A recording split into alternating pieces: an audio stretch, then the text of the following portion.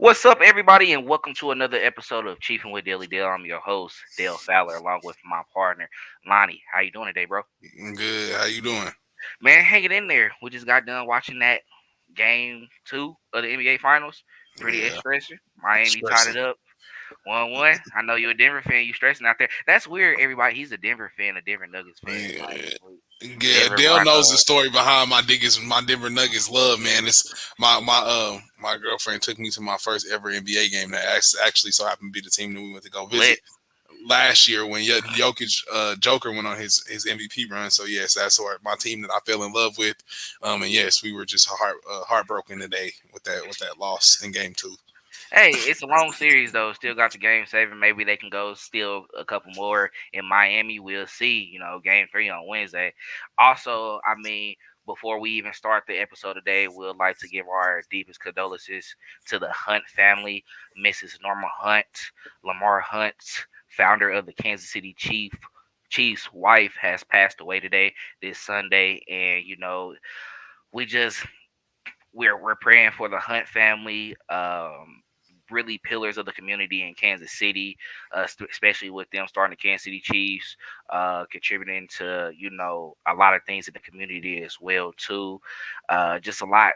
They just did a lot for the city of Kansas City, and it's just overwhelming love that we want to give out to them. Because we wouldn't be talking about the Kansas City Chiefs right now if it wasn't for them. So um, she's finally with her husband, and we just pray for the family. We know Clark Hunt is going through tough times right now, so we just want to give our condolences out to the Hunt family. Anything you have to say, Lonnie, before I move Y- on? Yes, no. This is deepest condolences to the Hunt family. Like you said, it wouldn't be there would be no Kansas City Chiefs. It was never if it wasn't any Lamar Hunt or Norman Hunt. So without them, without those founders and those pillars of the Mhm. Kansas City Chiefs, we don't have anything here to talk about today. So our deepest condolences to the Hunt family. Yes. Yeah, we're definitely praying for them. I'm sure more information will come out soon about that, any details of any memorials or anything that's going on in Kansas City. So just be on the lookout for that. If you're on social media, I'm sure they should have something out about that pretty soon. But what we have for today's lineup, what we're going to be talking about, we're going to be discussing if Mike Danna should eventually get a extension with the Kansas City Chiefs. A DN that we drafted a couple years ago has been pretty effective throughout his time here in Kansas City the last couple years and getting good time as well on the field. And then also we're gonna dive into some more Kadrius Toney talk. Just give our thoughts about his upcoming season, how we feel about him being the number one receiver for the Kansas City Chiefs right now, and what to expect this upcoming season as well. And then we're also going to talk about the rivalry between the Kansas City Chiefs and the Cincinnati Bengals. So we're going to dive into that, discuss if it's really a rivalry or not. Chiefs up two Super Bowls, three as a whole in the organization. But Burrow and the Bengals are 3-1 against the Kansas City Chiefs, leading that way every time they played against us. And then lastly, our fantasy sleepers for this upcoming season. We know the fantasy drafts are coming up very soon. We'll be in July. The next year, we'll be in August, and then a lot of all you guys drafts will be starting soon to get prepared for this 2023-2024 season. So yeah, we'll talk about that. But let's go ahead and dive into our first topic of the day, and that's discussing Mike Dana.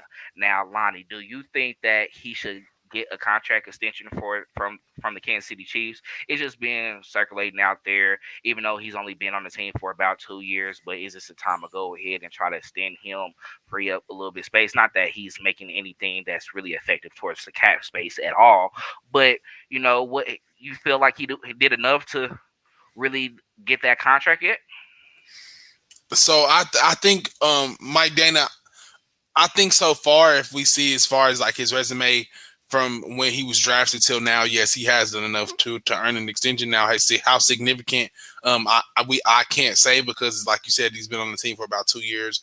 I don't know if if he wasn't a first round pick, so I think he's got about a 4 year rookie deal. So, Yeah, based off of his resume so far, yes, he does deserve to be paid. But as far as substantially and really getting that extension from the Chiefs, lock him in that defensive end player, I feel like we need to see Mike Danna perform in a little bit more high stakes games. Okay, right. And when I say like what I say and what I mean by that is we see Mike Danna perform in that AFC Championship and come through for us.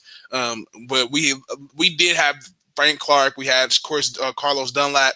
We had a lot of different defensive linemen there that could kind of like they helped that load along the way. So I want to see if Mike can stand on his own, man. And when I say stand on his own, not be that number one pass rusher in the room, right? So be that man that we go to on third down. I want to see if he can beat that left tackle, right? I want to see if he can stand in there and really bang with Orlando Brown Jr., right? Because now you go with having him in the building, having him with one of the teams that, like you said, we may be speaking about as a rival down the road. So I want to see. I feel like that's where Mike Danna earns that extension. If he earns it, it's this year when it comes to those high stakes games. Now we have, like I said, we've seen him perform a high stakes game before. We've seen him perform in the AFC championships. He's been to two AFC championships and won. Yep. So and lost one. So we've seen him perform and be in those high stakes games. But I want to see when the weight of the world is on Mike Danna's shoulders, can he come through? And I feel like that's when you earn those extensions on third downs, in the Cincinnati Bengals game or in those division games when it's time to go get Russell Wilson to shut that game down. That's when Mike Danna earns that extension, and I just want to see it more than what we've seen so far. I understand he's a Super Bowl champion, but I feel like he gets it if he shows more of that this year. So you so in in reality, pretty much he hasn't earned it yet for you, but he He can earn hasn't it this earned it yet season. for me. Now you're not giving up on him. You're just saying that we need to see that extra push or that Absolutely. extra this season to where if he exceeds, then he's deserving of that contract extension. Now I'm on the Cubs in the middle as well too because now this is the thing. You know how you talked about how he was a part of that AFC Championship game last year. You know he was a part of that Bengals one the year before in 2020 as well too when we beat them and then we went to the Super Bowl and lost to the Tampa Bay Buccaneers. So he's already had 3 years, and that's why the talk of his contract extension is coming up because if since it's a 4 year deal, this is his contract year right here. So in all aspects, this is a season that he needs to earn that because at, honestly, he progressed each year. He had 2.5 sacks in 2020. He had 3 sacks in 2021, and then he had a total of 5 sacks in 2022 as well too. And to be honest, you gotta put it all together as well too. We saw him actually do more on the defensive end side as well. He was able to. It was in certain packages that he was playing at the defensive tackle position when we're going into that package where we want all our pass rushers out there, and he has been dominant in there as well too, using his speed and his hand placement, being able to beat those guards to get back there and either get a loss of gain or a sack to where it's collapsed the pocket because we already know what CJ was able to do in that middle, but then having somebody on the side of you as well too when you're going after the quarterback and it makes it easier for the defensive line. So I think we have more range. He's a guy that is an extra body that's needed, and a contract extension will be important. I think he earns it this year, but I think we need to go ahead and get it done as well too because he has progressed each season. So this season I expect him to probably get 2 more sacks to that sack total because we're going to be depending on him a lot more, especially if we do not sign Frank Clark back. You still got the young guys. You got Karlaftis, who's going to be entering his second year, and then we just drafted Felix as well too from Kansas State this year, so he's going to be on his rookie season. And then we haven't re-signed Carlos Dunlap yet, so you're basically going to be that veteran's presence for them, being a 4 year guy on that defensive line, to where you're going to get that time because Spagnola he likes playing his veterans, especially if they can play the position well. He wants the experience out there to where it's not too big of a moment for his young guys who he's trying to build up into those elite players in the future. So I think you go ahead and get it done because he's not going to be a guy who gets a $100 million deal. He's not going to take up most of your cap space. You probably give him a 2 to 3 year deal, probably around 15, 20 million, to where it's incentive based as well too, and then the cap hit is not as bad. You're able to still be flexible as well, but it starts with them probably having to get Chris Jones extension done because that's going to clear up more cap space, and then we can go ahead and probably try to add some more guys before the end of the season, and then sign those guys who's already in the building right now to get that set and get the roster together for years to come. So I think go ahead and do it because from what I'm looking at right now is he got better each year, especially the position he played. Regardless if it was a half a sack more from 2020 to 2021, but he made a 2 sack difference in 2021 to 2022. So you see that each year and out, he is focused on bettering his craft and moving forward. And I think that's going to be something that the Chiefs need because we're not going to be a team that can spend a lot of big dollars on those elite guys when they hit free agency. So if you could take care of it to where you have bodies in the building where everyone could contribute in their way, and then you got those elite guys where you have a Chris Jones, and then we're building up Carl Aftis and Felix as well too, to where you have something significant to where you can still get pressure on that defensive line. Go ahead and lock that up because that's the way we have to move anyway. So I think it's important. I think they need to go ahead and do it. But if they don't do it before the season start, I think it's going to be done after this season. That's why if he goes into the season without a contract extension, he's going to have to ball out. So if I'm him, my target goal for sacks, I'll probably try to get 7.5 to 8. That way you can say, okay, I had a 2.5, three sack difference. I was more effective against the run as well too. I done made some plays in those big moments as well, where I was able to impact the game and put it in our favor to win it. So you're going to have that. You're going to have those key points in your contract discussions to where like Negotiation, I yeah. contributed that. I contributed. That I did leverage enough. points. You're gonna have that leverage. Yeah. So I think it's important. Right now you might think like really Mike Dana, like this is a conversation. I mean, honestly, this was a guy that they brung in to pair with Frank Clark because he was a Michigan guy, and Frank Clark came from Michigan. So they had somewhat the same mindset, and they were expecting both of them to be on the edge to where they were going to be dominant, to where we had pushed him up because I believe he was a fifth round pick.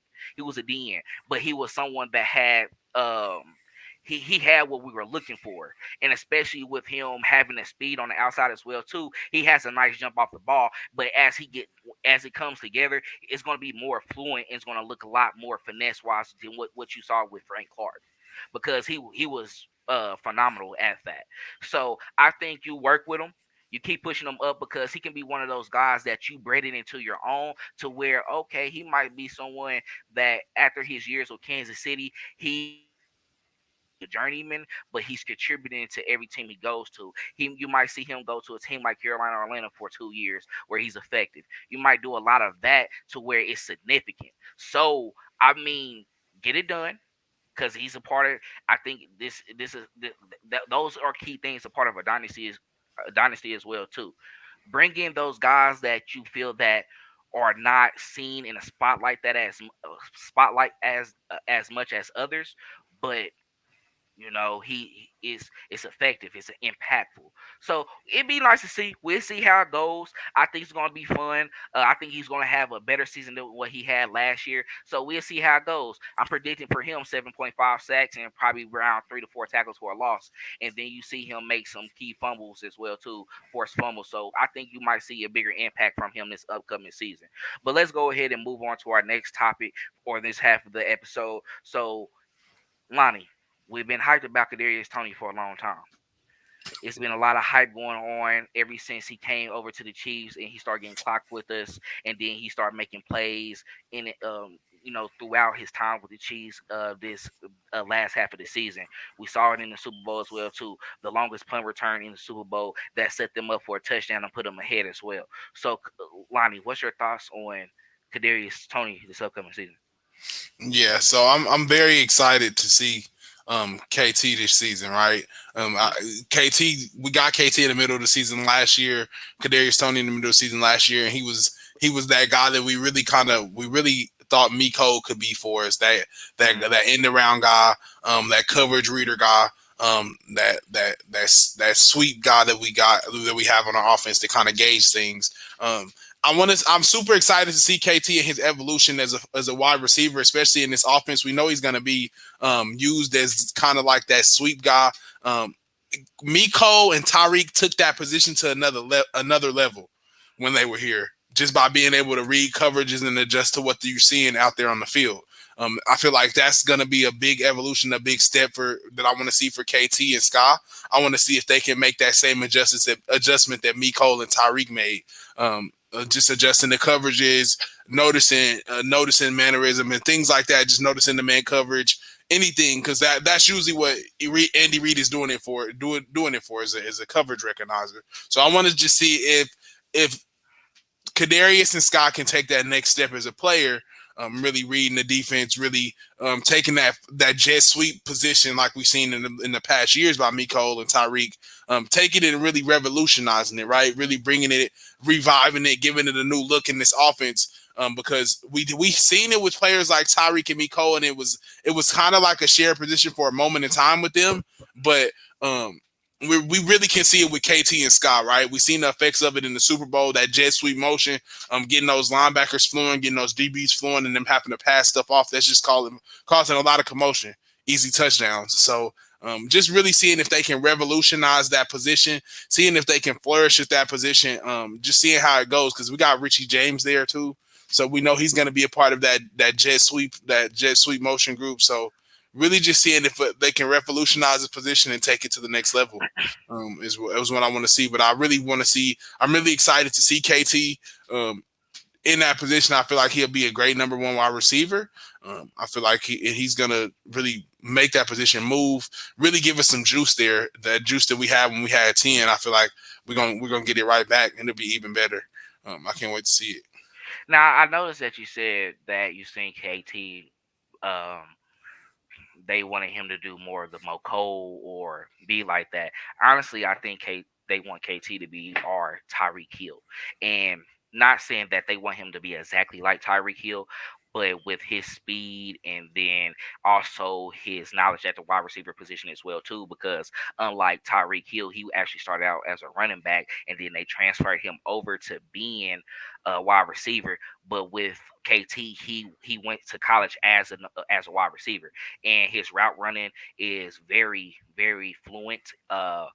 And he has the quicknesses and speed with it as well too. Andy Reid says what he's seen in OTAs is he can get to any spot he wants on the field.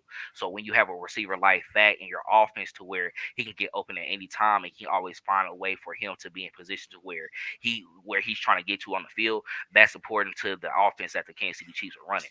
So I think he is going to be that number one wide receiver we see this year. Now it is going to be based off of how healthy he can stay throughout the season.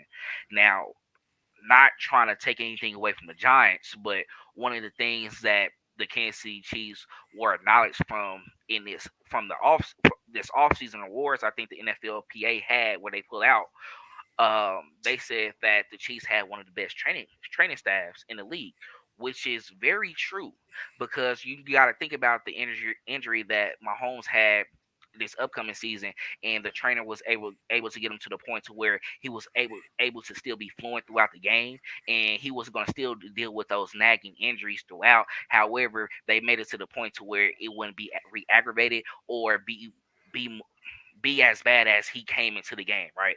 So they were able to work with him and they did a lot of training exercises to where it made it better. That's going to be important in KT's process with us as well too, because if we're able to put him into position to where his body is able to take those type of tweaks that he's getting, then he'll be okay. And I think it's going to be important because with you having the wide receiver group that you have now to where you can switch out those bodies and have other guys come in to avoid those type of situations, it's better for him, right? But at the end of the day, I think his snap count is going to be much higher than what we seen last season, and then what he's seen with the Giants as well too.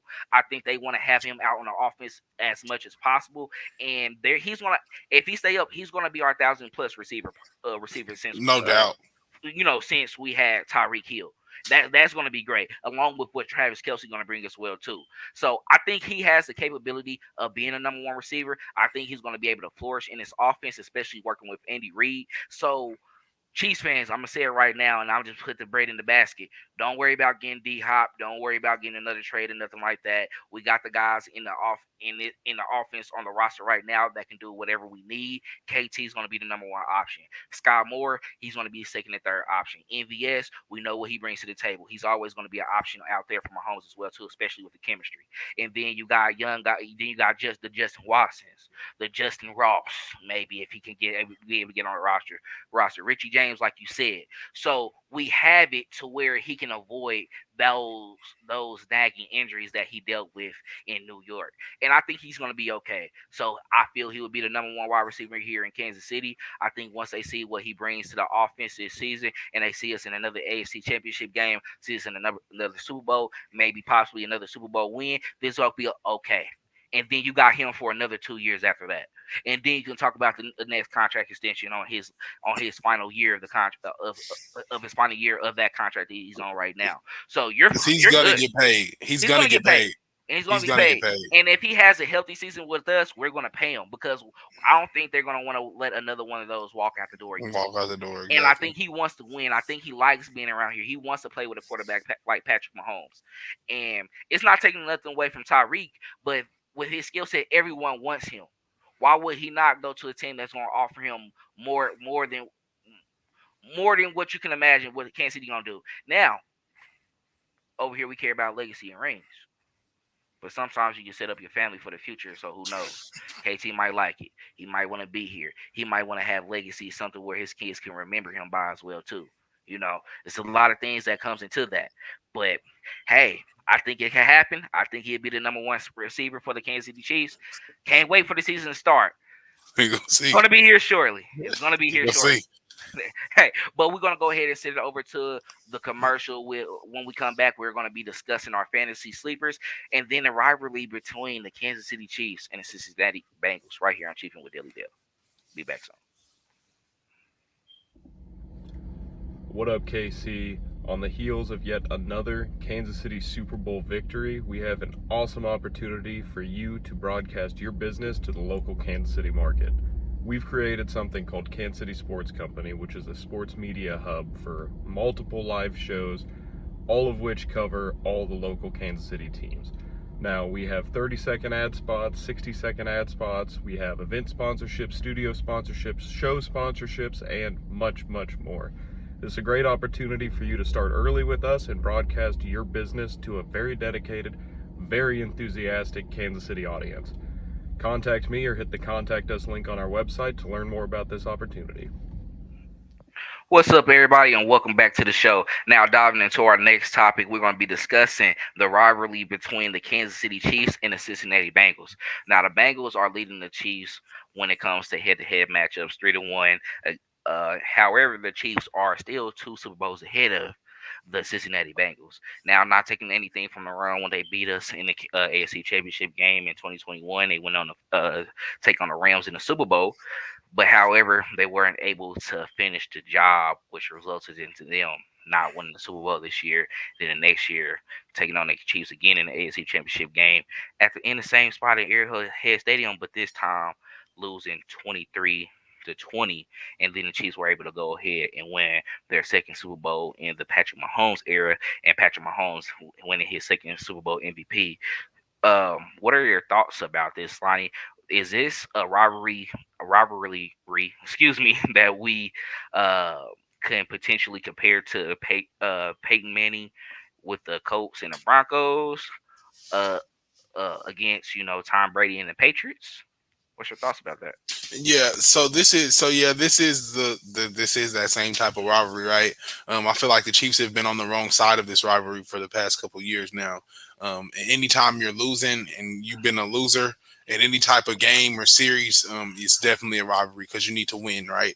Hmm. And being that we lost in our AFC Championship games, and these have become familiar faces and familiar foes with us, and they've been the opponent standing in our way in the most meaningful games. So when it's Man, time for us to get to something, this is usually the opponent that we got to take care of. It's no offense to the Ravens, it's no offense to Buffalo, it's no offense to Miami, but this is the opponent that we circle on our calendar every year because this is usually that team that we got to see in January and February when and it's time for us always to go. meaningful games every Yeah, time. when it's time for us to go to go to the playoffs or trying to go to the Super Bowl. So that's why this has became a rivalry. When you're on the losing side of those games, that's when it becomes a rivalry. So I feel like this is definitely a rivalry. This is definitely what we've seen since Peyton and Brady, and Mahomes hasn't been on the right side of it lately. Hmm. So he has to show that he can be that type of person not only in the regular season but in the postseason. Now he has shown that this last postseason, beating them. But those two regular season games and that postseason game that we had seen since then, he did not show those two things. He was we had got beat. And made a mockery of it, honestly, by the Bengals. But it was kind of overdue for the Chiefs. The Chiefs had dominated a long time but dominated the AFC for a long time, and we had never met our match until then. So, but this is definitely a rivalry. It's definitely that same type of feeling of Peyton and Brady. It's probably even worse now, being that Orlando Brown Jr. just took it upon himself to join the Bengals. Hmm. It's definitely a rivalry, and the Chiefs are definitely been on the wrong side of it, and they definitely need to get on the right side of it. And this is a game that we circle every year. So week 17, it's pinpointed, and that's the game. It's no longer the Raiders, right? It's no Hmm. longer the Broncos, right? This is the game that we get up for, and, And and you're not gonna acknowledge the Chargers? not acknowledging it. It's not none of those are the games that we get up for. This is the game that we get ready for, because when it's time for us to really go do something, this is the team that's standing in the way. So so I this is a follow up question to that. So, do you think the times we played the Bengals? Because I'm going to give my thoughts, everyone. Just really trying. I want to continue the conversation and get Lonnie thoughts on this. But do you feel the times that we faced the Bengals, especially in the regular season games, because of course the postseason game, AFC Championship game, they beat us when it's mattered. It mattered. However, in those games with the Bengals, we already clinched division, right? We already pretty much locked up that we're going to either be the 1 or 2 seed at that point. Do you think the Chiefs playing lackadaisical football during those moments uh contributed to that as well too? Because after evaluating these games, and this is not taken away from them at all, not at all. But you got to think about it, especially that first season when we went up against them and then we lost to them again in the SC Championship game. They were playing from behind because they were steady at like 500. They were below 500 at the time. So when it came to January and December, they had to play their best football to be able to clinch at least a wild card spot and be able to fight to get to a Super Bowl. So do you think that the Chiefs were not all the way there during the times playing them, because usually the Chiefs are around 13-3, 13-2 at that time, clinch the division really by week 11, week 12. Do you feel that could have played a factor as well? Yeah, I feel like the Chiefs they underestimated them. I feel like every time we lost to the Bengals, we've underestimated them. And what I mean by that is we didn't think that they would do what they've done, which is whooped us every time. Hmm. So they have the talent and they have the wide receivers. They're built just like the Chiefs were built when we went on our dominant run. So they're not scared. They're young. They're Hmm. ready. They're hungry. They have a secondary. They have a defense. And they have So confidence. yeah, they have confidence, and that's like I said, one of the worst things you can give a good team is confidence. So, like even a bad team. So, Hmm. they've single handedly abused the Chiefs, kinda. So like we got and it was all from underestimation. I feel like yes, they overlooked them, they underestimated them. However you want to say it, they played to the level of the competition. I feel like, and I wouldn't say that. I feel like Not just against them the either. I feel like the Bengals matched the Chiefs level of competition, and that's why they lost. Because the Chiefs play at the champion, they know how to play at the championship level, but the Bengals played at the championship level every time that they beat us. Yep. It wasn't the Chiefs playing at that level. And I won't take away from that, because and it's no even disrespect to the Bengals, but at the same time, it's like they were hungrier. They were hungrier. Being up 3-0 against the Chiefs as well too, that gives you confidence as well. Luckily, the Chiefs was able to win that AFC Championship game last year, and then we went on to win the Super Bowl. Excuse me, but it really gave them the fire inside to be like, okay, we can really compete with the best team in the National Football League. They're at this standard of football right now. Like they're at the pillar of greatness during this time of football, to where we're actually able to compete and beat them. This is why it's similar to Brady and Peyton. Tom and the Patriots. Uh, they just know how to win championships.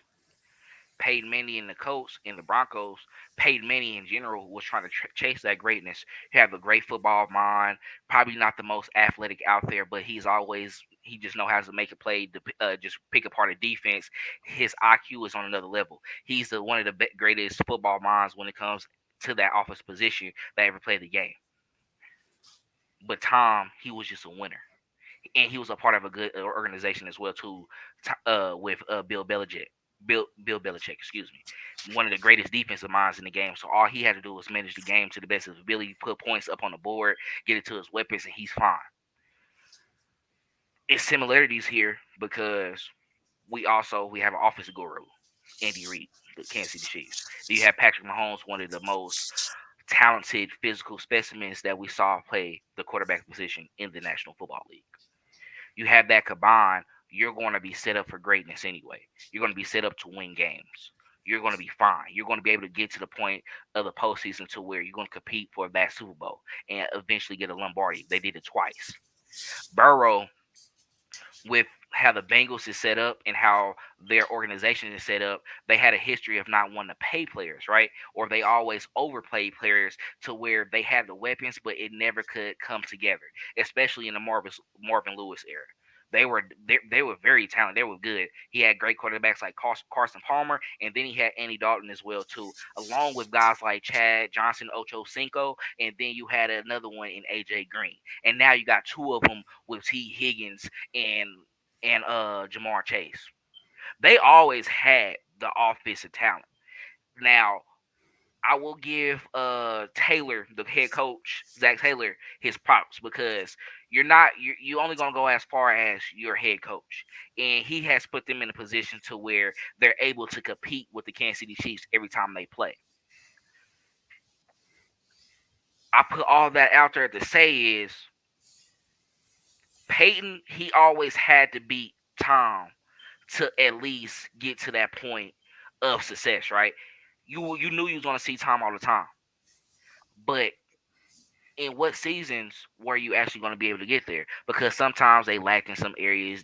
Like they had a good defense. You remember the Bob Sanders, the White Freeney, all of them. Like they were always good, but they were always getting knocked out in the divisional round as well too. There's only a few times that they made it to the SC championship game. The one time they did, one of them went against the Bears in '06, won a Super Bowl. And after that, they didn't see the Super Bowl after that. He had to go to the Broncos to see another Super Bowl. So, and that was against Cam Newton, and he got a win there. But at the same time, Tom Brady was there all the time. Patrick Mahomes is there throughout his 7 year. Well, he's entering year 7. Throughout his entire year, his playing years, after Alex Smith, he's been to every AFC Championship game, and he played Joe Burrow twice out of that, 2 times in a row. Now we'll see if he can get there again, but he put himself in position to where and the team, because this was a team effort. It's a Super Bowl. They got two. At the end of the day, they have two. Bengals fans, I'm just telling you, we people who love football, we know what the Bengals bring and what type of game we're going to play every time we play them. You're not going to blow them out. Probably Not at not. all. You're not. But at the same time, we don't have as much pressure because it's going to take y'all to win 2 Super Bowls to even say that y'all the better organization or better team in general. Got to, because when we get there, they're 2 out of 3. But don't get lax though. This is what I say. Don't I get say lax. that to say Don't don't get don't get lax. lax. Because if the Don't get Bengals lax. sneak up and get you, that's how you lost that AFC Championship last year. You let them beat you on the road in their house, right? And then you let them come back to your house. They got the confidence and they come in and stump a mud hole in your. Hmm. So like you gotta, man, you gotta, don't let them. You gotta kick them while they down. You got them Yeah, down on the mat right now. You need to stump them and yeah. get them to keep them down. You gotta do it. That's why I think it's going. That's why I think next year's regular season game is going to be important. That we're going to have to get one in the regular season to show them like, hey, we're not done. We're gonna get y'all 3 in a row. How Yeah, about that? yeah, We're it's gonna our get y'all turn. 3 in a row. If we see, and then if we see it in the AFC Championship game after that, and we win, we're going back to win another one. Y'all gonna be playing catch up for real. Yeah, I'm telling you. But I will say this: I see how Patriots fans felt during their dynasty, where everybody was talking down on them, talking about this and that, all that. Like, kind of feel good to be above all of the great quarterbacks in the AFC now. yeah, for sure. Only person who had more rings than him in the as a quarterback in the league was Tom Brady. He's the only active quarterback with two plus Super Bowl wins. So that's a plus on us. But you're right. We can't get lax. We got to keep it going. They gotta keep going. Simple as that. They can't stop because I think they're hungry. They're hungry, and not no telling like Orlando Brown Jr. I'm everybody always want to give him a hard time, especially when you hear they leave and always want to say, oh, he didn't really have that great of a year in Kansas City. He still st- statistically was one of the better left tackles in the league, and it was better than what we had when we lost in the Super Bowl as well against the Tampa Bay Buccaneers. And Appreciate with you. me, I always, Appreciate you, Orlando, for all of yeah, your help, right? But screw you, dude. yeah, that was wrong. That you can't. I don't. We don't. I don't. I don't. I never stand with somebody that did that.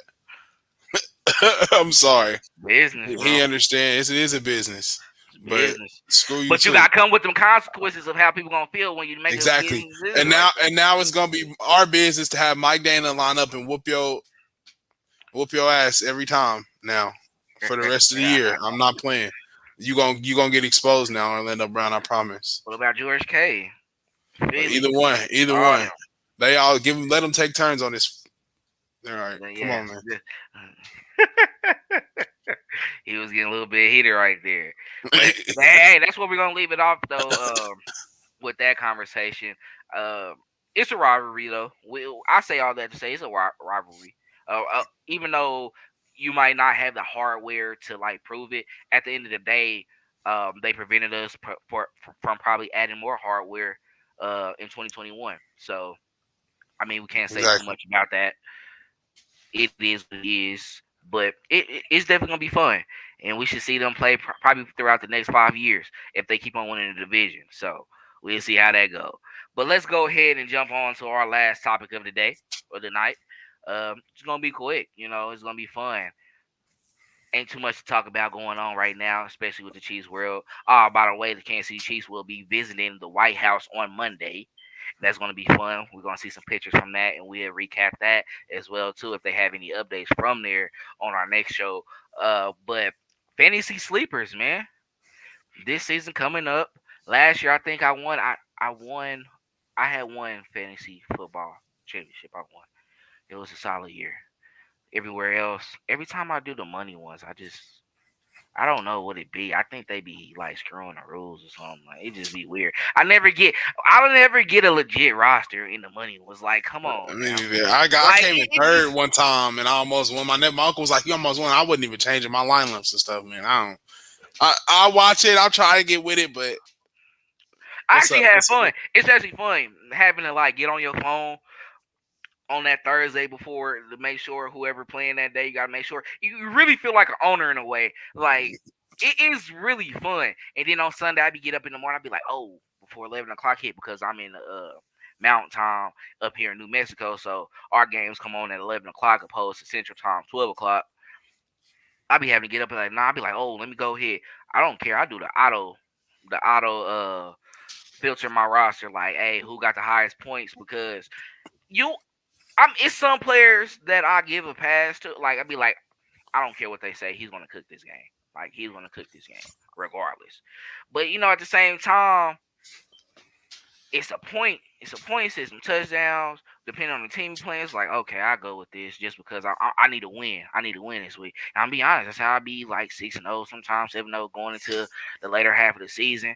But then them injuries come in hand. But I say all this to say, who are your fantasy sleepers for the Kansas City Chiefs this upcoming season? I'm going to that wide receiver room, man. KT, man. You're not sleeper to KT me. You're not sleeper to me. is my fantasy sleeper. No, I just because they had MVS #1 on the depth chart. So I'm just saying. I'm just saying So if they leave don't it got alone. KT Leave it giving you alone. any, if they don't, hey, take it from Lonny right here. Lonny, co-host of the Chief and Daily Dale, just told you. KT, take him. #1 in your fantasy draft. Take him. He's gonna score. He's gonna get you points. He's gonna score touchdowns for sure. As long as he can stay healthy. Number Could one. give me Kadrius Toney. Give me Kadrius Toney in the first round as my first pick of First my round. fantasy draft. First Yes, because round. he's gonna score I'm you not gonna lie. points. I'm He's still getting gonna score you Tyreek points. And it's not. And Tyreek is in the crazy. first Tyreek round. is ridiculous. In the first round, and Tyreek's there. I'm getting Tyreek here. I don't care Or what you yeah, say. Travis is good too. But Travis is. These are people this household I names. said But Tyreek. I'm getting Tyreek I'm if telling he's you, there for real. sleepers. A sleeper. He's gonna score you points. Mahomes spreads that ball out, so you can't guarantee that he's gonna get that ball all the time. But I can guarantee you, and if you can't get him, go Scott Moore. One of those two, they gonna score you some points.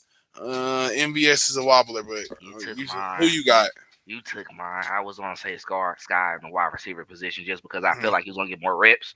He was gonna get more. I think he was gonna get more time in the red zone as well too. Because you got, excuse me, you got to think about it like the points is based off of touchdowns as well too. Yardage is good. That's added on top And of that. that's why I said But KT. you get him 2 or 3. I think it was time Jody Fortson had like 10 plus just because he had that 2, 3 touchdown game. Even in red zone didn't have that many yardage, but just because the touchdowns is worth more. But Don't sleep on but 88. since you said Sky Moore, I'm going with Jerick McKinnon because we see what he does. He's that Damian Williams type running back that we had, and I think a lot better. He's a great blocker. Uh, Mahomes trusts him out of the backfield a lot, and then when he does run the ball, he still averaged over 3 to 4 yards as well too. So he's just effective, and he's someone that's strong. He's physical, even at his size, and he used his size advantage to take advantage of that. Get underneath the defender, just push for those extra yards in the red zone as well too. But Pacheco is one of the guys we like to down there as well. I think you should watch out for him. But I'm going to say Jerick McKinnon just because with him not being like the top 5 running back in the league, he's Specializes and stuff now. he's top 7 in fantasy just based off of the points he can get because he put up those numbers. He had the most receiving touchdowns as a running back this season, and then he had the most in the postseason as well too. And he contributed to that year before when he came back from injury when we lost to the Bengals, right? But still throughout that season, he was just phenomenal and great. He's someone who's all right, you might get 50, 60 yards on the ground, but you're going to get probably like an extra 40, 50 in receiving. That's going to total 110 altogether, right? You got him getting 2 or 3 touchdowns, maybe two on the ground, one in the air, or vice versa to where, because now how the Chiefs run their offense, we used to see those bombs with Tyreek Hill, but with us having to bring that down, we're getting those opportunities in the red zone now. We're driving it downfield. We're going to the 10 and 5 yard line. When we get to that position, what we're going to try to do, we want to utilize our running backs because that should be something that they can get easily, right? So that's going to put him in position to score those points and get those points for your fantasy team. So watch out for him this season. And Chiefs defense on fantasy, I mean, because it's a lot of rounds in fantasy football. So I mean, if they dare, because I you don't gonna fill up with skill positions, and they gonna first off they gonna try to get the Bills defense. You gonna try to get anybody with the top defensive uh defensive talent. They trying to try to go out for those. If you want to grab the Chiefs, grab them in like the later part of the rounds if they there because that's because it gonna be might be a season. sleep pick. Yeah, it might be a And, sleep pick, and especially with secondary is coming in and it's a tooled young up. it's a young defense. You got, Uh-huh. and I'm not gonna be the ones who gonna hype the Chiefs defense like that, But but they're you young. you got a decent linebacker core. You got Willie Hmm. Gay, Nick Bolton, Drew Tranquil, Leo Chenal. You got those right there. You got a secondary where McDuffie, Watson, Williams. It might be something that's Snead. Snead, low key nasty. You know what I'm saying? Like it might be right. And I swear I Edwards. don't be trying to forget Snead. It's just Edwards they from the come to mind Buccaneers. so quick. But Right. yeah, And then but Justin Reed. You got some Justin Reed, that you got defense is young and it's some goons out there, and you got some when you this. talk about covering on your back end, right? When you talk about playing teams like the Bills, where they got Stephon Diggs, Gabriel Davis, Knox, and they got that new They tight could end from Notre Dame. they You could be a they could be a top 10 per per point per points per game type of defense to where like the offense put them in position to go up quick anyway, right? yeah. You get a turnover then and there, get a couple Uh 3 oh. outs, they playing for Uh behind, oh. then it's firing up, then Uh they might get those garbage time points to where 17, huh, but it's oh. not that much. But we doing enough to win. But they getting the turnovers, they getting the points. They give you like a cool 5 or 6, The right, for your Chiefs have fantasy points. a You know, somewhat dominant defense, and the league will never want to. They'll be like, oh my, they'll have to blow that team up. They'll nuke it if the Chiefs get a almost dominant defense. They don't want to see us. Drew Tranquil, I yeah. swear, I'm telling y'all, if that defense come out and fly around like we thinking they are, boy. Might be right. We'll see. It's gonna be fun, but we're gonna have more moments about that as well too because we're gonna do it. We're gonna do it NFL wide. We're gonna get some more fantasy people. Might give you a breakdown of what I plan on doing for fantasy this year as well too. I kind of have fun with that, and I want y'all to be involved with that as well too. We're gonna do some money lines as well. We're gonna do some over and unders. We're gonna try to get you some money. We're gonna try to get you some money. We're gonna we gonna try to get you some money. We gonna see what we can do. It's gonna be fun. It's gonna be fun. We got a lot coming up. We got a lot of great content as well too. So yeah, be on the lookout for that. But this all we have for this week's this episode of Chiefin with Daily Deal. Lonnie, you got anything to say to the people Yeah, before I let you out? yeah, nothing. Nope, nope. We just getting ready for the season, y'all. Getting everything ready to go. Yeah. Um, Yep, it's gonna be fun. Don't forget to follow us on all our social media handles, yep. KC Sports Company on Twitter, Instagram, and Facebook. Make sure to check out my Facebook, Dale E. Fowler, my Twitter, Dale E. Fowler, my Facebook, Dale Fowler Jr., and then my Instagram, Daily_Dale39. Lonnie, And what's up? What you got? Mono underscore LONO on Instagram underscore LONNO on Twitter. Um, we interacting, we doing everything, man. We trying to get everything together. I'm still in Yeah, the process to get my house together for my baby, y'all. So I'm it's getting coming social together. media, getting everything. I'm trying to get my scrambling for my Yeah. baby. I'm trying to be a dad. I'm just becoming a daddy, so it's a lot of shit going. There's a lot of stuff going on right now. But I'm appreciating and Man, thankful for it all, though, for sure. Happy. man, taking it in, bro. Taking it in. It's a beautiful thing, bro. I'm telling you. But yeah, we got a lot. We're gonna try to do some live streams as well too. Interact with y'all, get some people on here, have our little call-ins as well too. Hmm. Got a lot coming. It's just fun. We having fun doing this, and we love all y'all. But yep, Stay with that's us. all. Yep, that's all we have for this episode of Chiefin with Daily Dale. We'll come back with y'all with another banger. Talk to y'all next time.